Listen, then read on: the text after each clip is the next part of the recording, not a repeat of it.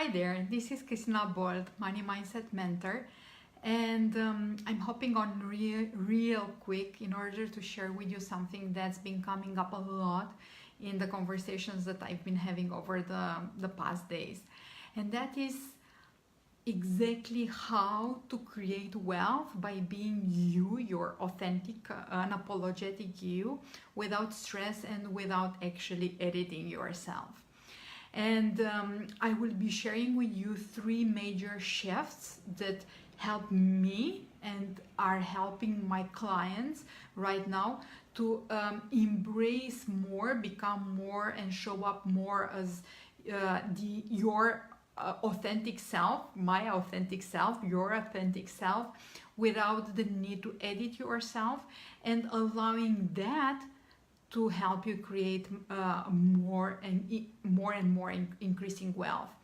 So if this is something that you've been struggling with, showing up as your authentic self and allowing yourself to create more wealth by becoming visible in that way, then you would like to stick around and listen. We will be going, this will be a very short training because I have a call starting in 20 minutes, so it will be really quick.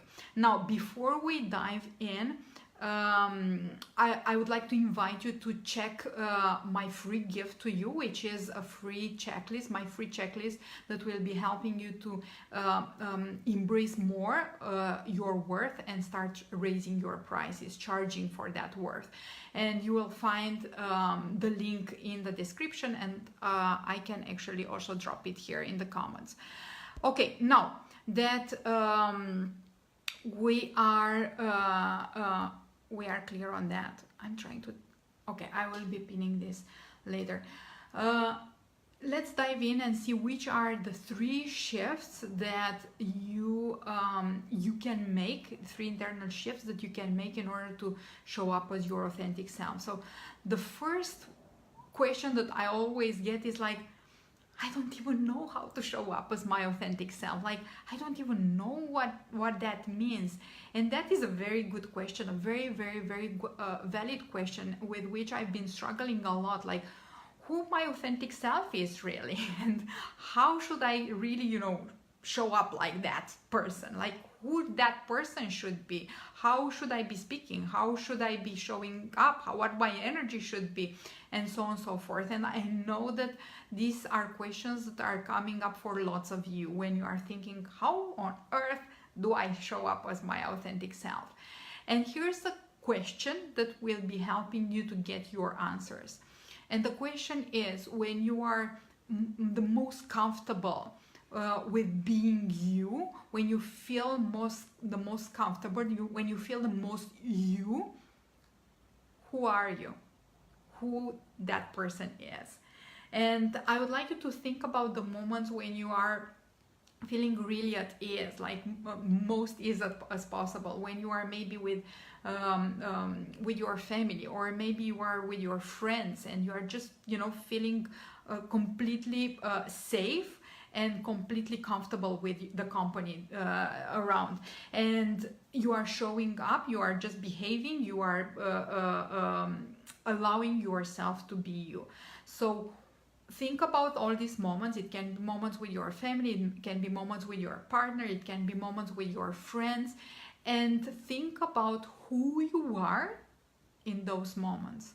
Who you are. It can be that you are completely relaxed, it can be that you are, a little bit crazy, a little bit odd, a little bit ironic, a little bit sarcastic, whatever, the party girl, or whatever comes up. Just think about who you are when you are most you, when you feel most comfortable, because that is actually your authentic self. That is the version of you that you want to cultivate and to bring more into your work, into your business, because anytime when you are not being that person, you are just a diluted, a filtered, an edited version of yours. And this was an understanding that for me represented a huge shift, because actually I didn't know who I should be, and I think that this is something that I'm seeing in almost every entrepreneur that I cross paths with, not knowing how they should come across, how they should be speaking, how they should be presenting themselves, what is the image, who they should be becoming, right, in order to be their most powerful, authentic self. So you can use this question and find out who you are when you are the most you, when you are your authentic you, and that will show you how you could allow yourself to become, not to become, because it's not about becoming, it's just allowing yourself to be also in environments where you don't feel that comfortable, like showing up live, or in the posts or messages towards your tribe. The more you are allowing yourself to be that person that you are with your friends, with your family, with your partner, with the people that you are feeling comfortable with, the easier will be. Everything will be much easier. So this is the first shift. Understanding who you are when you are your authentic self. Then the second shift that is really, really important for you to be able to attract increasing wealth is to let go of the illusion that just by showing up and doing that thing that you feel called to do, you'll be creating immediately and instantly massive wealth. Now, I know that this might be triggering lots of you, like, what the heck? I mean, if I'm doing the work, I'm showing up, I'm doing, the stuff that I feel called to do, why wouldn't I get the money and get the wealth and, make bank? And the truth is that this is a very old school kind of understanding and looking at the things. Like, if you put in the struggle, if you put in the hustle, if you put in the hard work, and you show up, then you will be making money. Well, how has that been working for you? Because I'm sure that you've been working a lot. I'm sure that you are even feeling overwhelmed sometimes, or most of the times. I'm sure that you are working long hours, and still there is not that much to show for. There is you are not hitting consistently, or you are not hitting the income goals that you are setting for yourself. And that's not because you are not working. That's not because you are not trying to show up. The truth is that it's an illusion to think that by doing the work that you are called to do, you will be creating and amassing wealth. And the key here actually is to disconnect your purpose work from the purpose of creating wealth. So let me repeat this. The key for creating wealth is actually disconnecting your work from the end result of actually creating more money. Okay, guys, I see some of you hopping on live. Please let me know if everything looks okay and sounds okay. Sometimes I'm really stressed with the sound part, because I had some not very nice surprises with my sound. Cool. So let me know if the sound is okay. So we were saying that in order for you to create more money, hi Alina, sound is okay? In order for you to create more money, more wealth, the key is to disconnect your work, your purpose work, from the end, from the purpose of creating money out of it.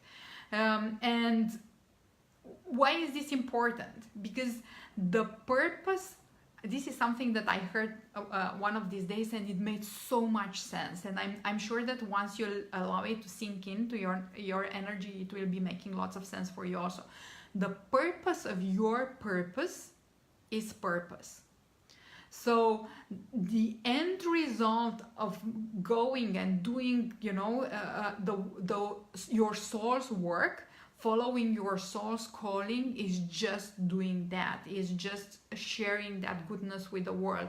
You can't attach that to the end result of making money. Once you decide that you are doing your work, your purpose work, your soul work in order to make more money, guess what happens? You are filtering, you are diluting that work, because instead of doing the work that you feel called to do, you are doing a version of it that you think that will be bringing you money, will be bringing you more clients, will be bringing you the wealth and, you know, the cash that you are hoping for, and will be helping you to hit your income goals.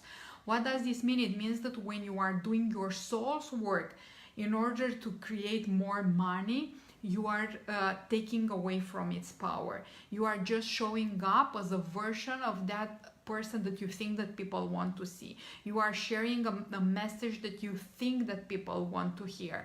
You will be doing things, trying to make things happen. And exactly this kind of energy and of illusion will be keeping you into a loop of filtering yourself, editing yourself, and at the end not owning your power, not showing up from your full power, from the full power of your message, of your mission. So what is the conclusion here and my recommendation? My recommendation is that if you have a calling, if you have an urge inside of you to make an impact, to share something with this world, then just do that and decide that you are going to do that, even if you are not going to make $1 more out of it. And I know that it sounds crazy, but it's actually you disconnecting your soul's, your purpose, soul's work, your purpose work from the end of making money, because that's what will be what will be keeping you into a scarcity loop, into a loop of not owning your power and the power of what you are doing. When you start showing up unapologetically, when you show up as, you know, the truest version of you, when you are sharing your message without caring if, you know, anyone will really like it or approve it or accept it, when you are sharing your truth from a place of just, I need to put this out there because it's in me and it needs to be voiced, it needs to be expressed, and I don't really care if anyone accepts it or gives me likes or engages with it, because I just do this for the sake of the art of it, then that's when the wealth will be following. That's when the money results will be starting to appear, because people will be drawn to your magnetism, and the magnetism comes exactly from you singing your song, you know, creating out of your inspiration, you just living your passion and expressing that and sharing that with the world. Yes, detach from the end result. Exactly. This is a very, how should I say, advanced kind of understanding, and I see very few people out there speaking about this. People are used so much to speak about hustle and putting the work and never give up and you know, fail and then learn from that experience and go back and get back into the struggle. I'm not resonating very much with that. And I think that it might be true for jobs that are not really heart-centered, but I think that as long as you are doing something that comes from your heart, as long as you are doing a work that is vocational, as is this work of being a healer, of being a light worker, of being a coach, being a teacher, being a mentor, then your art has to be detached, has to be separated, disconnected from going and chasing an end result. It's like a painter would go and start painting thinking, what would be a painting that you know, will be selling I can sell to a good price, or what will be a painting that will be, you know, something that Mr. Smith would love, right?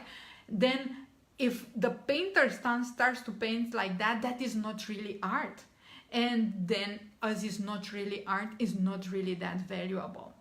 So it's exactly the same that is happening with this heart center kind of work. With anything that comes through you as a music, as a art, as a message, as a mission, as a calling that you have to put out there in the world. And if you take these 3 shifts that I shared with you, discovering exactly who your authentic self is, and start bringing that person into your lives, into your trainings, into your webinars, into your messages, and the way you are interacting with your audience, with your tribe. Then secondly, letting go of the illusion that just by showing up and doing the hard work you will be creating the money, because that's not really true. And the hustle part is just a story. And then the 3rd shift, disconnecting your purpose work, your soul's work, your calling work from the purpose of making money, because exactly that will be bringing you more wealth. Now, I hope that all this makes sense. I know that at a certain, logical level probably doesn't make lots of sense, but I'm sure that if you will be listening to it with your heart already knows this truth, and your heart will recognize the truth. Now, if you have any kind of questions, please let me know. Yes, says Alina. It makes total sense. Exactly. For your heart especially, it makes lots of sense because your heart knows the truth. So if you have any questions, for those of you that will be watching the replay, please let them in the comments. I am always happy to go and answer all of your questions. And also, if you are watching the replay and enjoyed it, give it a heart, give it a like, because that will be helping this live and this training and this message to reach even more people. Now, thank you so much for watching this. I will be just, we are live. I will just be starting. Thank you, Alina. I will be just trying to pin this to the, how do I do this? Okay. Thank you so much for watching this, and talk to you soon. Have a wonderful day.